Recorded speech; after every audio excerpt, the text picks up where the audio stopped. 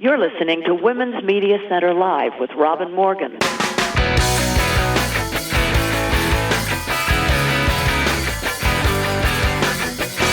Welcome to Women's Media Center Live. I'm Robin Morgan. And today we have a bit of a surprise for you. You see, next week Catherine Stewart will be returning to the program.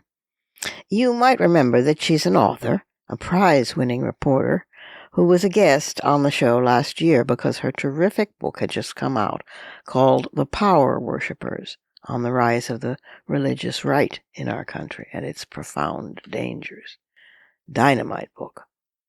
She's very interesting. She's also happens to be on fire because she's already out with another book, this time called Money, Lies, and God, with the subtitle, Inside the Movement, she calls it Christian Nationalism, to Destroy American Democracy. The movement to destroy American democracy. Well, nothing ambitious or audacious about that, huh? She's very courageous, and I worry about her, but I don't think we need to, because as the saying goes, she speaks truth, and the truth will set you free, but first it's going to piss you off a lot. So I thought, what's a good way to prepare for Catherine coming on next week and discussing her book about what's going on inside the movement to destroy our democracy, which we see around us every day? And I thought, Elizabeth Cady Stanton. Now, you might think of Elizabeth Cady Stanton from daguerreotype fold photographs of her that we have of her as a bit of a plump old lady with little white curls on either side of her face. Listen, she gave birth to 8 children, I think. Oh, my God. She also managed to write numerous books, start a newspaper called The Revolution, deliver hundreds of speeches, and found an international women's suffrage movement. She's always been my favorite, even more so than Anthony, Susan B. Anthony, because she was a writer, and she was torn between activism and the page. She was also profoundly radical, even much more so than Anthony, and she expressed her radical views generously about everything from child care and child raising to religion. And religion is where she apparently crossed the line. In the same ways that Tom Paine isn't necessarily thought of as one of the founding fathers or framers of the Constitution in our country, Stanton is now less of a historical figure than Anthony. You are not ever supposed to take on religion, but she did. She took on all religions. She does so in the excerpt that I'm going to read, but she reserved her special ire for Christianity, because that was the faith of her countryfolk, and because of the particular evils it had done in an organized manner to women. And this was in the 1800s, please remember. Well, I thought she'd be an interesting introducer of Catherine Stewart. So here, in its entirety, is her famous speech, The Christian Church and Women. It was delivered as a so-called sermon in Maura D. Conway's Pulpit South Place, Chapel, London, September 1882. And a longer version appeared in the Boston News Investigator newspaper in May of 1901. It took courage to give her space to deliver her speeches and to publish her work. Presses were burned, offices were destroyed. Yet she took it all on, and she took on canon law.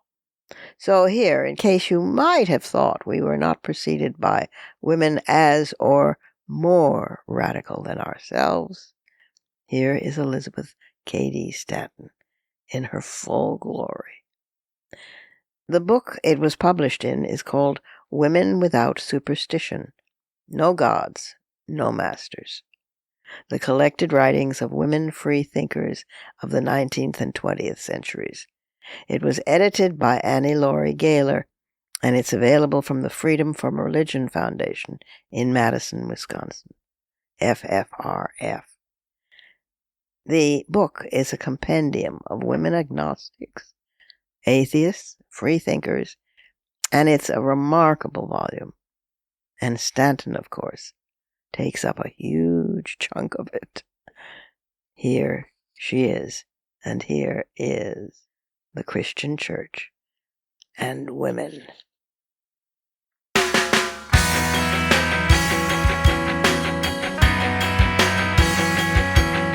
Subscribe to this program on your favorite podcast platform and leave us a review. Follow us on Twitter at WMC Live, like our Facebook page at facebook.com/WMC Live, and visit us at WMCLive.com for more information about our show and our guests. You're listening to Women's Media Center Live with Robin Morgan.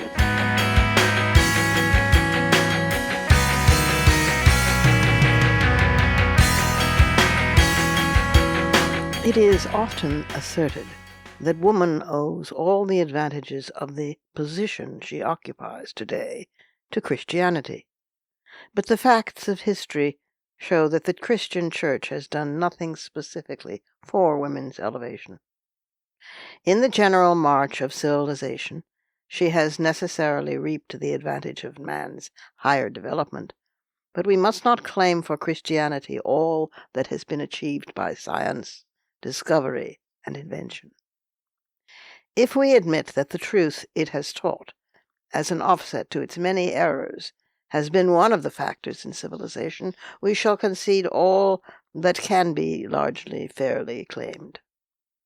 The prolonged slavery of women is the darkest page in human history, and she has touched the depths of misery since in Bethlehem the Magi gathered round the child in the manger, who was hailed as the Savior of mankind. I speak of the Christian Church, Catholic and Protestant, of the priesthood, the bulls of its popes, the decrees of its councils, the articles and resolutions of its general assemblies, presbyteries, synods, conferences, which, all summed up, compose the canon law, which has held Christendom during which are called the Dark Ages until now under its paralyzing influence, molding civil law and social customs, and plunging woman into absolute slavery. The worst features of the canon law reveal themselves today in woman's condition as clearly as they did 1,500 years ago. The clergy in their pulpits teach the same doctrines in regard to her from the same texts, and echo the same old platitudes and false ideas promulgated for centuries by ecclesiastical councils. According to church teaching, woman was an afterthought in the creation, the author of sin, being at once in collusion with Satan. Her sex was made a crime, marriage a condition of slavery, owing obedience, maternity a curse, and the true position of all womankind one of inferiority and subjection to all men, and the same ideas are echoed in our pulpits today.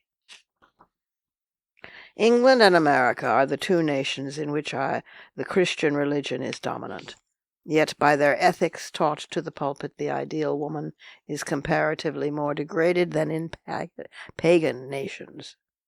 I say comparatively poor because of the various steps in progress in education, science, invention, and art. Woman is now more fully the equal of man in these countries than in any other nation or period of the world, and yet the old ideas taught by the Church in the Dark Ages of her inferiority and depravity are still maintained. And just in proportion as women are the equals of the men by their side, the more keenly they feel every invidious distinction based on sex. To those not conversant with the history of the Christian Church and the growth of the canon law, it may seem a startling assertion, but it is, nevertheless, true that the Church has done more to degrade woman than all other adverse influences put together. And it has done this by playing on the religious emotions, the strongest feelings of her nature, to her own complete subjugation.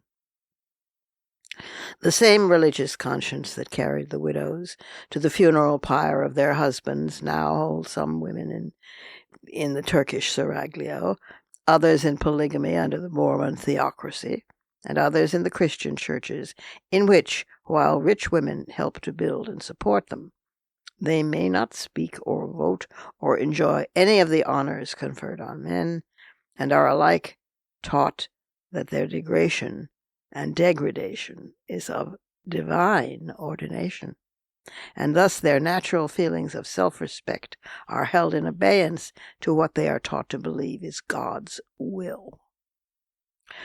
Out of the doctrine of original sin grew the crimes and miseries of asceticism, celibacy, and witchcraft, woman becoming the helpless victim of all the delusions generated in the brain of man. Having decided that she was the author of sin and the medium through whom the devil would effect the downfall of the church, godly men logically inferred that the greater the distance between themselves and all womankind, the nearer they were to God and heaven. With this idea, they fought against all woman's influence, both good and evil. At one period, they crucified all natural affections for mother, sister, wife, and daughter, and continued a series of persecutions that blackened the centuries with horrible crimes. This, more than any other one influence, was the cause of that general halt in civilization, that retrogressive movement of the Dark Ages, for which no historian has satisfactorily accounted. At no period of the world was the equilibrium of the masculine and feminine elements of humanity so disturbed. The result was moral chaos, just what would occur in the material world if it were possible to destroy the equilibrium of the positive and negative electricity, or of the centripetal and centrifugal force. For the supposed crimes of heresy and witchcraft, hundreds of women, actually it's been thousands, we now know, of women endured such persecutions and tortures that the most stolid historians are said to have wept in recording them, and no one can read them today but with a bleeding heart. And as the Christian church grew stronger, woman's fate grew more helpless. Even the Reformation and Protestantism brought no relief, the clergy being all along their most bitter persecutors, the investigators and inventors of the most infernal tortures. Hundreds and hundreds of fair young girls, innocent as the angels in heaven, hundreds and hundreds of old women, weary and trembling with the burdens of life, were hunted down by emissaries of the church, dragged into the courts with the ablest judges and lawyers of England, Scotland, and America on the bench, and tried for crimes that never existed but in the wind and the wild, fanatical imaginations of religious devotees. Women were accused of consorting with devils and perpetuating their diabolical propensities. Hundreds of these children of hypothetical origin were drowned, burned, and tortured in the presence of their mothers to add to their death agonies. These things were not done by savages or pagans. They were done by the Christian Church. Neither were they confined to the Dark Ages, but permitted by law in England into the 18th century, far into the 18th century. The clergy everywhere sustained witchcraft as Bible doctrine, until the spirit of rationalism laughed the whole thing to scorn, and science gave mankind a more cheerful view of life. So large a place that the nature and position of woman occupied in the councils of the Church that the Reverend Charles Kingsley facetiously remarked that the Christian Church was swamped by hysteria from the 3rd to the 16th century.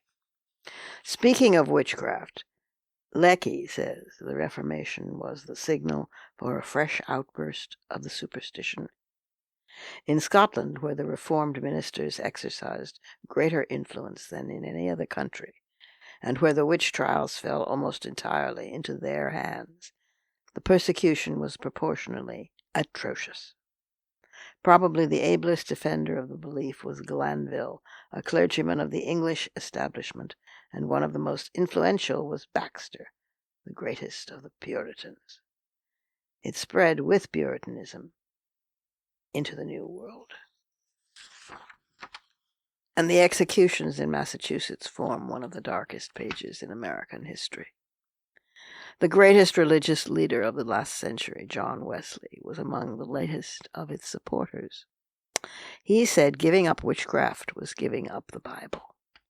Skepticism on the subject of witches first arose among those who were least governed by the church, advanced with the decline of the influence of clergy, and was commonly branded by them as a phase of infidelity. One remarkable fact stands out in the history of witchcraft, and that is, its victims were chiefly women. Scarce one wizard to 100 witches was ever burned or tortured. Although the ignorance and crimes of the race have ever fallen most heavily on woman, yet in the general progress of civilization she has had some share. As man became more enlightened, she of necessity enjoyed the results, but to no form of popular religion has woman ever been indebted for one pulsation of liberty. Obedience and subjection have been the lessons taught her by all alike. Lecky, in his History of Rationalism and his European Morals, gives facts sufficient to convince any woman of common sense that the greatest obstacle in the way of the freedom and elevation of her sex has been and is the teaching of the Church in regard to her rights and duties. Women have ever been the chief victims in the persecutions of the Church and its awful tragedies, and on them have fallen the heaviest penalties of canon law.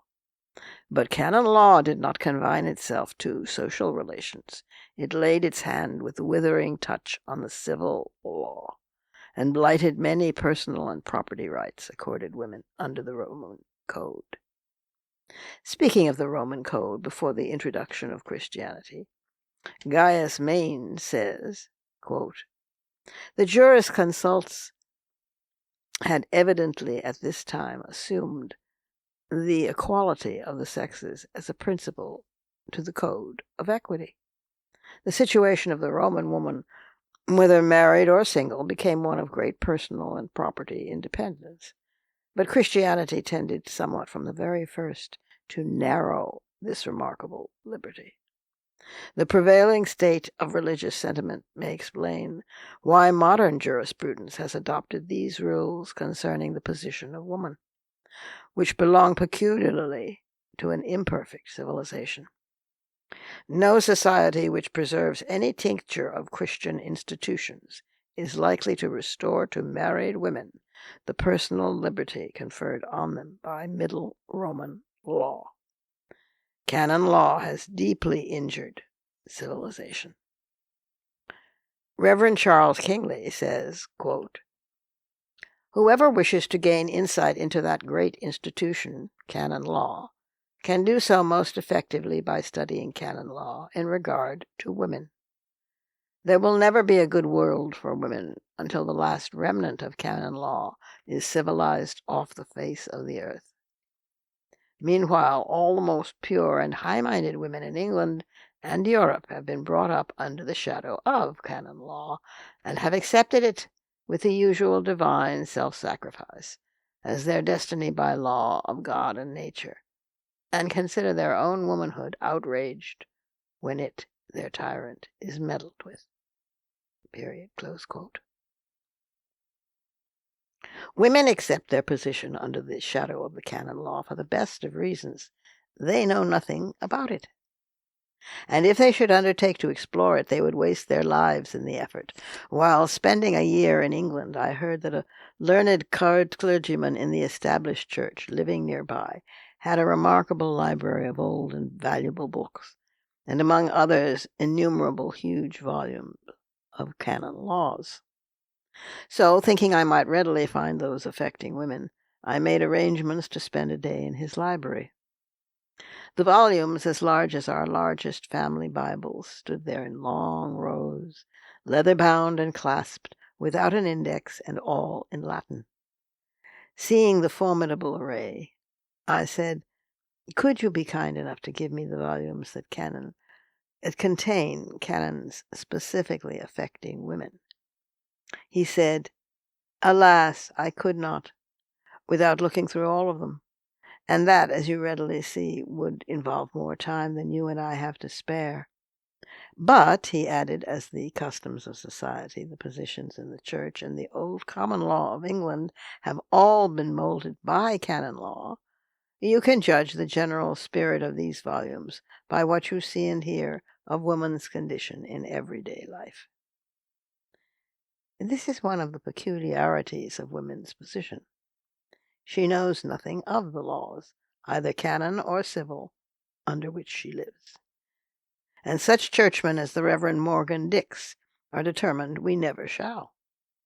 Nero was thought the chief of tyrants because he made laws and hung them up so high the people could not read them. What shall we say of the great state of New York, then, that makes laws for women and binds them in calf, and then forbids its daughters to enter the law schools where they might learn them, or to plead for the most unfortunate of their sex in our courts of justice? As the result of canon law, it is woman's position in the state and the church today. What is it? We have women disenfranchised, with no voice in government under which she lives, denied until recently the right to enter colleges or professions, laboring at half price in the world of work, a code of morals that makes man's glory woman's shame, a civil code that makes her in marriage a non-entity, her person, her children, her earnings, the property of her husband. In adjusting this institution of marriage, woman has never yet in the history of the world had one word to say. The relation has been absolutely established and perpetuated without her consent. We have thus far had the man marriage. He has made all the laws concerning it to suit his own convenience and love of power. He has tried every possible form of it, and as yet is satisfied with none of his experiments. If an inhabitant of some other planet could suddenly light in one of our law libraries and read our civil and criminal codes, he would be at a loss to know what kind of beings women are. So anomalous is the position we hold, with some rights partially recognized in one place and wholly obliterated in another. In the criminal code we find no feminine pronouns. All criminals are designated as he, his, him.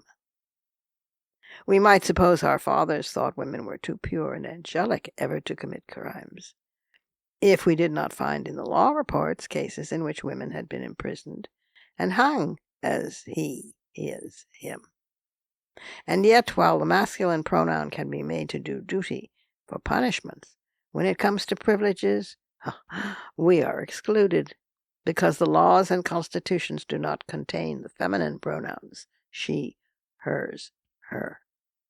We are a kind of half-human, half-animal being, like those wonderful questioning sphinxes we see in the old world. And we present very much the same appearance in the church. Go into any little country town, and the chief excitement among the women is found in fairs, donation parties, festivals, church building and decorating. The women are the chief, untiring, pertinacious beggars for the church. They compose the vast majority of the congregations. Rich women give large sums to clear church debts, educate young men for the ministry, and endow theological seminaries. Poorer women decorate the temples for Easter and Christmas, make surplices and gowns, embroider table covers for the altar, and slippers for the rector, and all alike think they are serving God and sustaining the church and the priesthood. In return, the whole tone of church teaching in regard to woman is, to the last degree, contemptuous and degrading. Perchance the very man educated by some sewing society of women will ascend the pulpit and take his text in 1 Corinthians 14:34-35. Quote, "Let your women keep silence in the churches, for it is not permitted unto them to speak, but they are commanded to be under obedience, as also saith the law. And if they will learn anything, let them ask their husbands at home, for it is a shame for women to speak in church. Ephesians, verse 23. Wives, submit yourselves unto your husbands as unto the Lord. Timothy 1, 2, 12, 13. Let the woman learn in silence with all subjection, but I suffer not a woman to teach, nor usurp the authority over the man. 1 Corinthians 11, 8, 9. For the man is not of the woman, but the woman of the man. Neither was the man created for the woman, but the woman for the man. Now, my friends, what effect do you think such epistles as these, written by Paul to the Ephesians, the Corinthians, and the Thessalonians, had on such men and women of those times, and what is the effect of sermons from such texts today, but to degrade women and demoralize men? These teachings in regard to women so faithfully reflect the provisions of the canon law that it is fair to infer that their inspiration came from the same source, written by men, translated by men, revised by men. If the Bible is to be placed in the hands of our children, read in our schools, taught in our theological seminaries, proclaimed as God's law in our temples of worship, let us by all means call a council of women in New York and give it one more revision from the women's standpoint. Disraeli said that the early English editions contained 6,000 errors in the translation from the Hebrew, which were constantly introduced and passages interpreted for sectarian purposes or to sustain new creeds. The Church Union says of the present translation that there are more than 7,000 variations from the received Hebrew text, and more than 150,000 from the received Greek text, making, by these two authorities, 163,000 errors.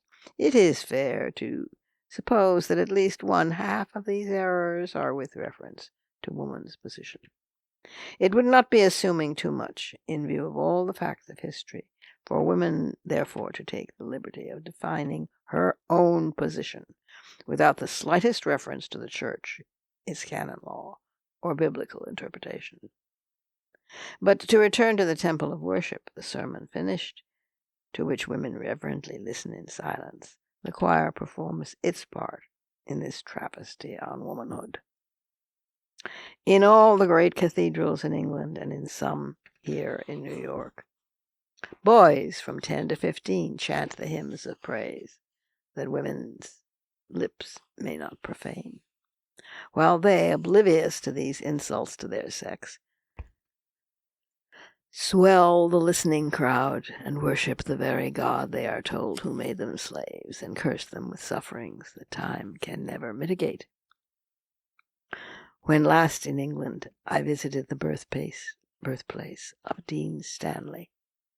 The old homestead was occupied by a curate and his 2 daughters.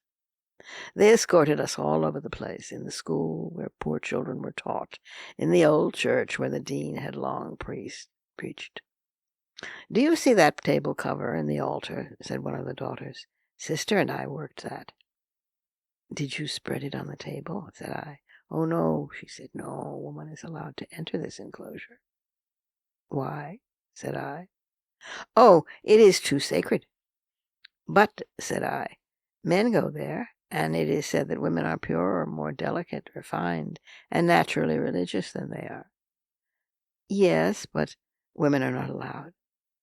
"Shall I explain the reason to you?" I replied. "Yes," she said, with a look of surprise. "Well," said I, "it is because the Church believes that woman brought sin into the world, that she was the cause of man's fall from holiness, that she was cursed of God and has ever been since in collusion with the devil. Hence the Church has considered her unfit to sing in the choir or enter the Holy of Holies." She looked very thoughtful and said, "I never supposed those old customs had such significance." "Yes," I replied, "every old custom, every fashion, every point of etiquette is based on some principle, and women ignorantly submit to many degrading customs because they do not understand their origin.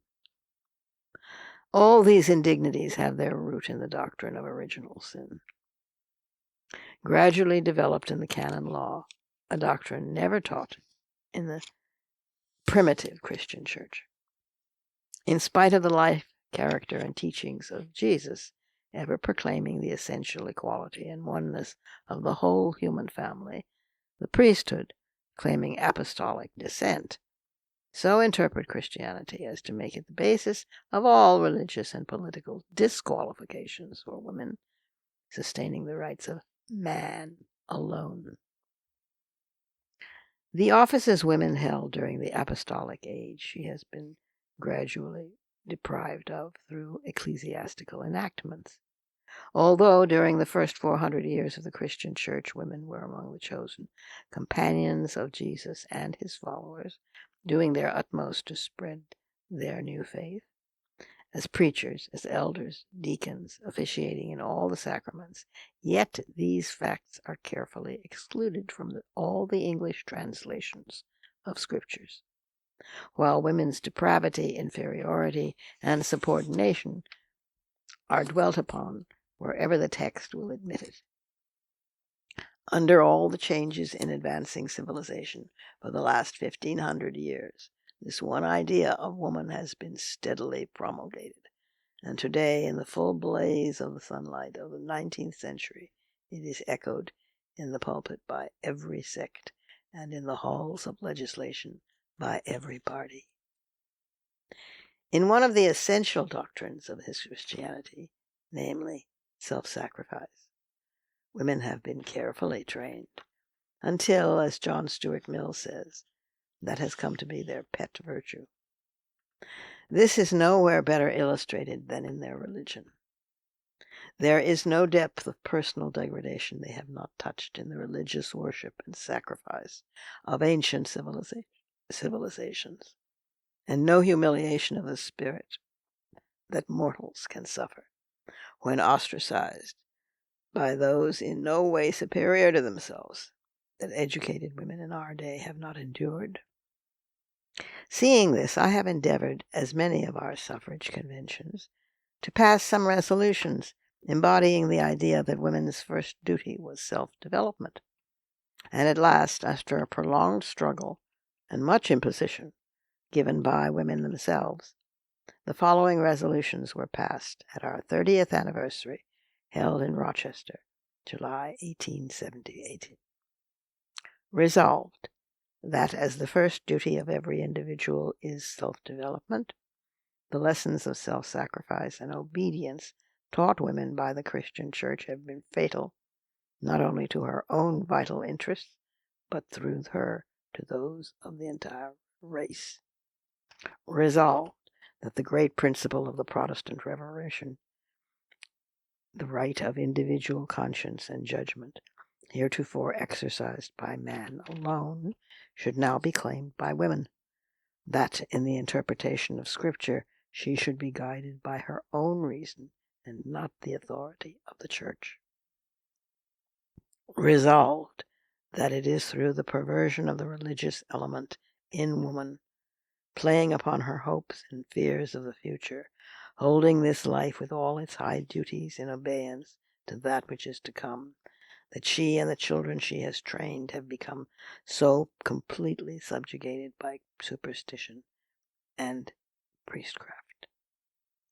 The following Sunday, the Reverend A. H. Strong, Doctor of Divinity, President of the Baptist Theological Seminary of that city, preached a sermon especially directed against these resolutions, which met strong clerical criticism and opposition by all the fraternity in the Senate, in the state, who chanced to see reports of the proceedings.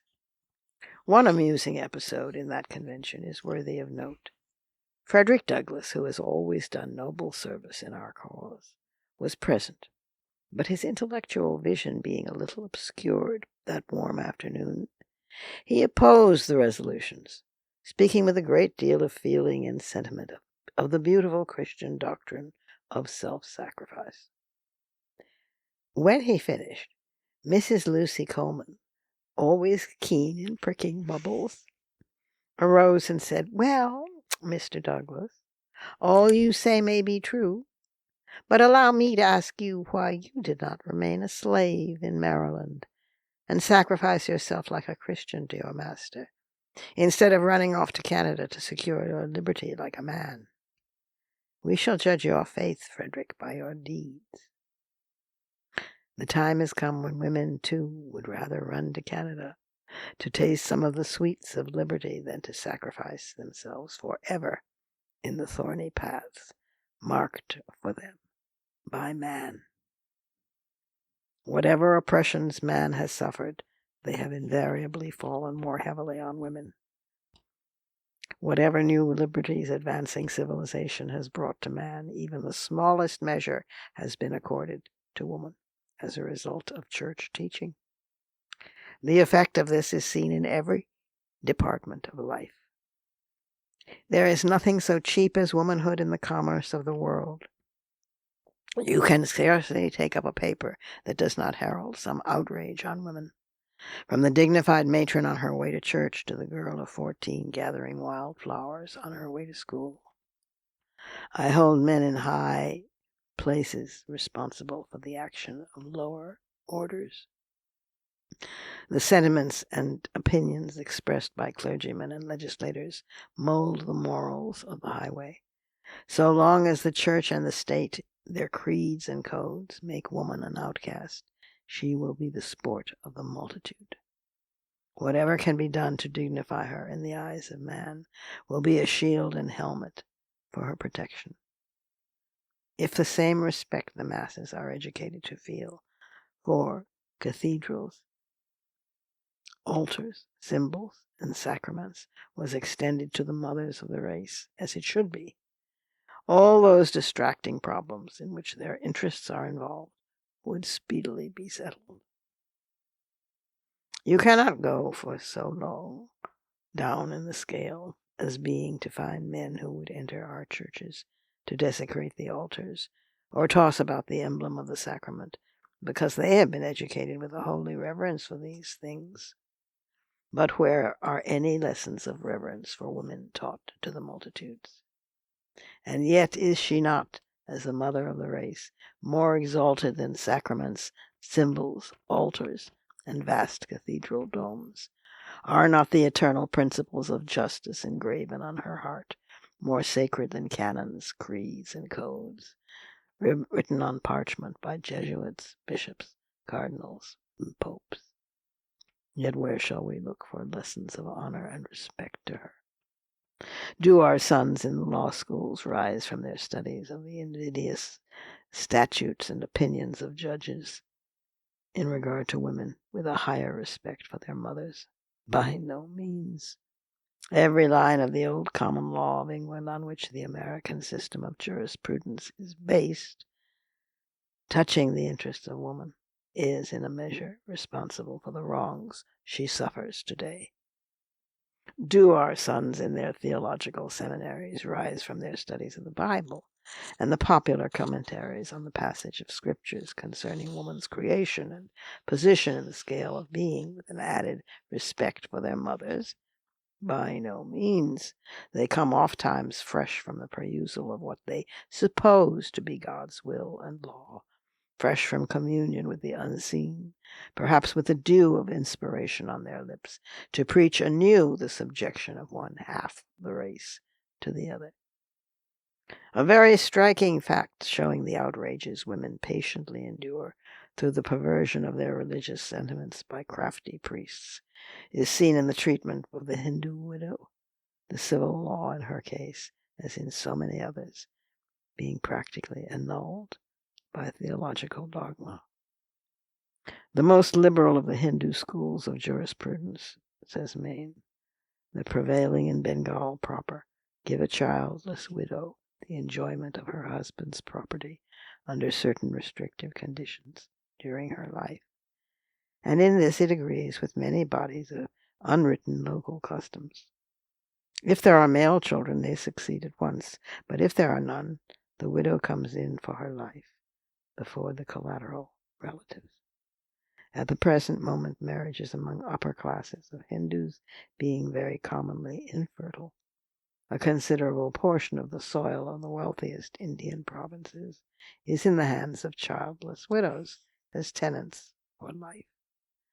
But it was exactly in Bengal proper that the English, on entering India, found sati, or widow burning, not merely an occasional, but a constant and almost universal practice with the wealthier classes, and as a rule it was only the childless widow, and never the widow with minor children, who burned herself on her husband's funeral pyre.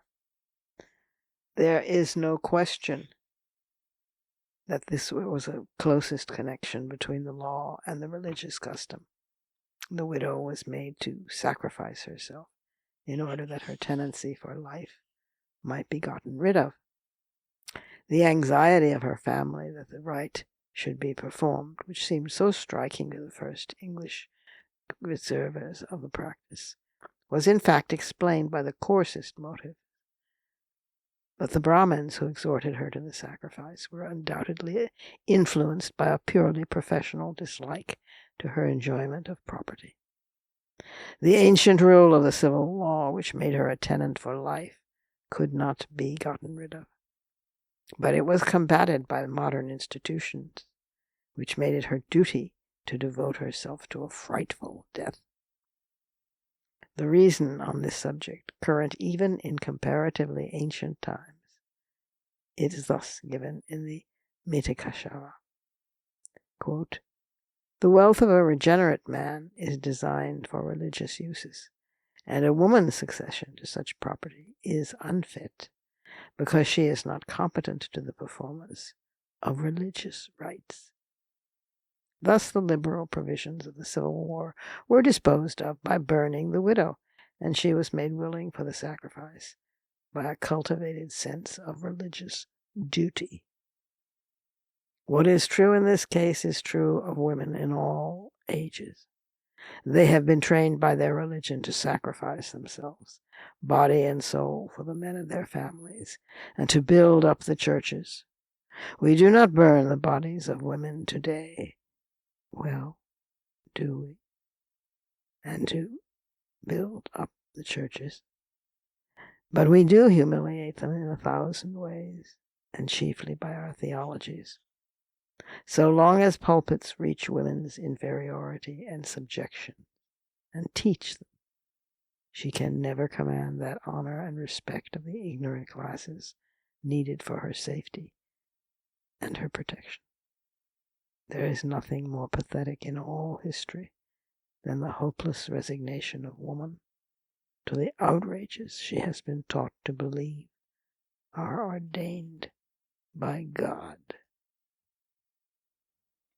It's time for our last pause, but I'll be back directly with some fighting words.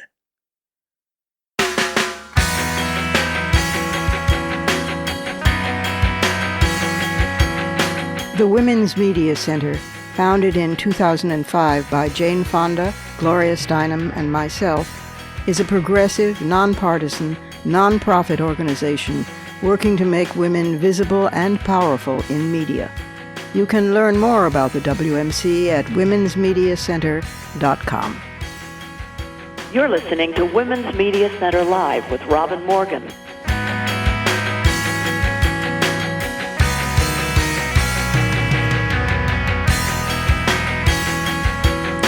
Humor can be a fighting word, too.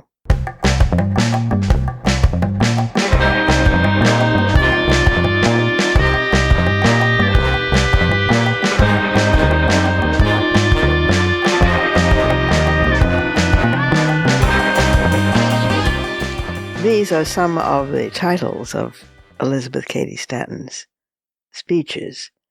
His Satanic Majesty, No Time to Commune with Angels, Gloomy Foreboding, and A Class of Men Who, like Minerva, sprang from the brains of their fathers. along with free love as the greatest bugaboo.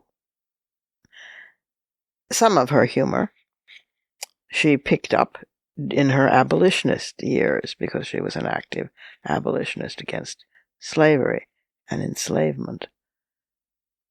Some of it she developed from a sense of outrageousness. And some of it was based in great anger. Here is a quote I will close with from the degraded status of women in the Bible. Because, of course, she wrote a book called The Woman's Bible. Ha ha ha. Here's the quote. For years, the women of this nation have tried to dam up the deadly stream that poisons all their lives, but thus far they have lacked the insight or courage to follow it back to its source and there strike the blow at the fountain of all tyranny, religious superstition, priestly power, and the canon law.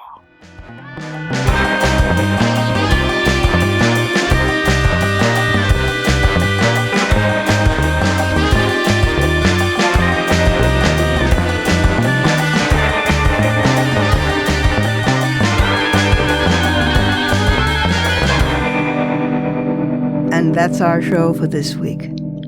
You can follow me on social media at The Robin Morgan. You can check out my blog at robinmorgan.net, and you can find my new novel, Parallax, and my just-out new book of poems, Harvesting Darkness, wherever books are sold. Portions of this program were taped earlier. Views expressed here do not necessarily represent the WMC. Here's the family for Women's Media Center Live. Executive producer, as well as founding and sustaining sponsor, Regina K. Scully. WMC president and co-executive producer for this program, Julie Burton. I'm Robin Morgan, your producer and host. Thank you for being with us. Join us next time on Women's Media Center Live.